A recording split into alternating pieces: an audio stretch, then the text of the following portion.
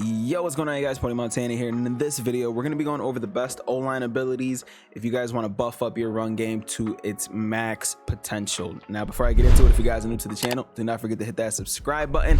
Let's get right into it. Now, on the screen should be popping up the abilities that we'll be talking about in Madden 22, and we're going to start off with Puller Elite, which is significantly increases effectiveness of pull blocks. This works pretty solid in Madden 22. Next ability that we're going to be talking about is Nasty Streak. Dominant impact block wins against DBs and linebackers, and we'll talk about that for a little bit. And then next we got All Day, which is better protection against frequent shed attempts. Then last but not least, we're going to be talking about Post Up, one of the best abilities in Madden 22 when it comes to putting on your O-line. Post Up is dominant when engaged in double team blocks. So this one not only helps in the passing game, this also helps in the run game as well. Now we're going to talk about a little bit about the specific specific plays where these actually work in. Now, the Nasty Streak is something that I've noticed people put on anybody that's on the field, but majority of the time, the only people that are going to be getting those type of animations are the outside tackles, because they're the ones that are going to be running up the field, pretty much being able to get a hold of a DB.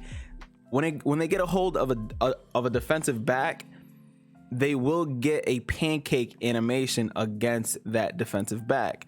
Now, Puller Elite is different. Puller Elite, you need to have a play where the guard is pulling. Now, if you look at plays like this halfback base, any O1 trap, any halfback power O play, any counter plays, the guard will be pulling to the other side so that he can help in the run game with the blocks. And when that happens, I'm actually going to showcase an example of it here with halfback base.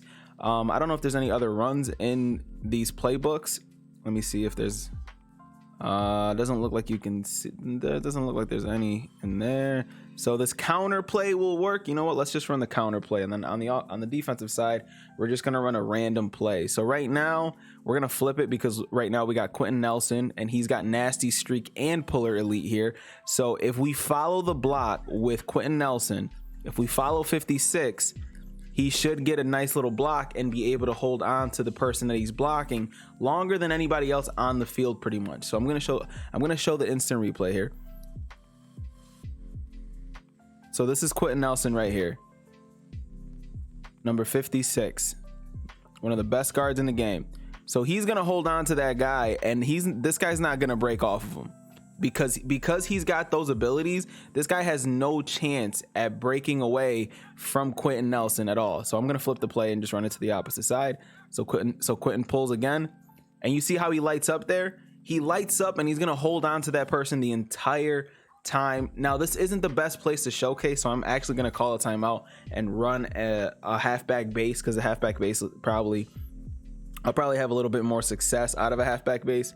But any play where you see in the play art where you see that gray line kind of moving over, that is where they're pulling, okay? And that ability will work against those specific types of runs. So let's just call this halfback base.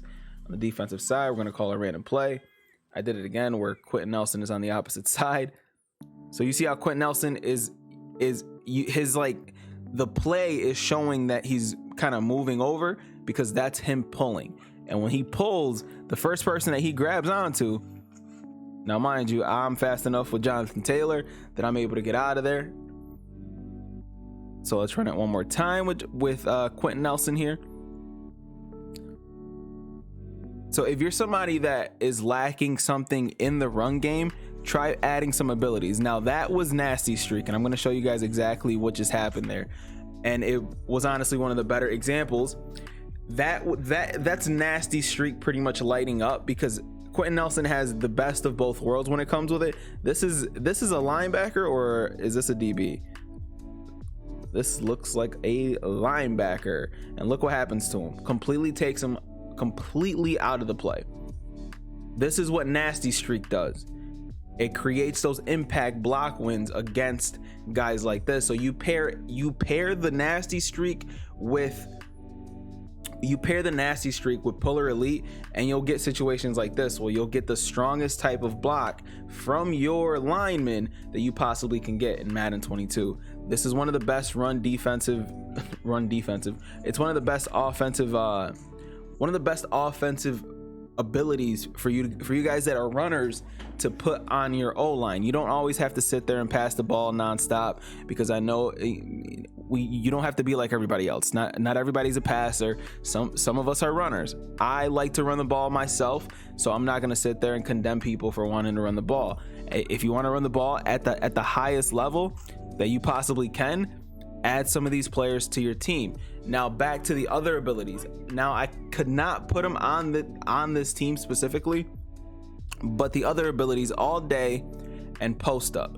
The reason why I'm not showcasing those is because post up only works if you're double teaming somebody. So to double team somebody, you press L1 or left bumper, then you move your right stick down, and as you can see, the D2 comes up where you can double team anybody that's on the line. Now the reason that I'm not mentioning this as much as the nasty streak or the puller elite is because it could be anybody that's on the field pretty much. Now if you double team the D tackle, having something like that on your center might work out, but then if the defense is sending more than 4 people, more than your O-line can double team, then post up isn't going to work in a running situation, especially if people think that you're running nonstop. They're going to start sending more than your O-line can handle, and double teaming people is just not going to work out in your favor unless you're running stretch plays or anything like that. So if I were you, instead of post up, if I'm running the ball heavy, I'd use all day, which is one ability point, instead of post up, which is 2 ability points. Now I can double team this guy and end up holding him, but that's because of the way that the defense was ran. There was a 3 down lineman set, and there's not much that you could do against a run in the 3 down lineman set unless you're in a formation like 3-5 wide. As you can see, look, we have 1 down lineman and 3 linebackers, and obviously we're going to be able to get yards on that easily. But if you guys are looking to run the ball a lot more, or a lot more effectively, this is going to be the ability to put on for you. Either nasty streak, which is 2 ability points, or puller elite, which is 1 ability point. Puller elite isn't going to get the pancake blocks against defensive backs like you've seen before, but it will make it so that those blocks get held on, and that man is not going to be able to get past that person with nasty streak or puller elite with those abilities. Puller elite does work. You do have to follow your blocker just a little bit, but as you can see, that block happens all the time, and he's not moving. He's not going to get that instant shed on you. He's gonna get the block, and you're gonna get a little bit more yardage. As long as you're patient enough to follow your blocker, you will go crazy when it comes to running the ball.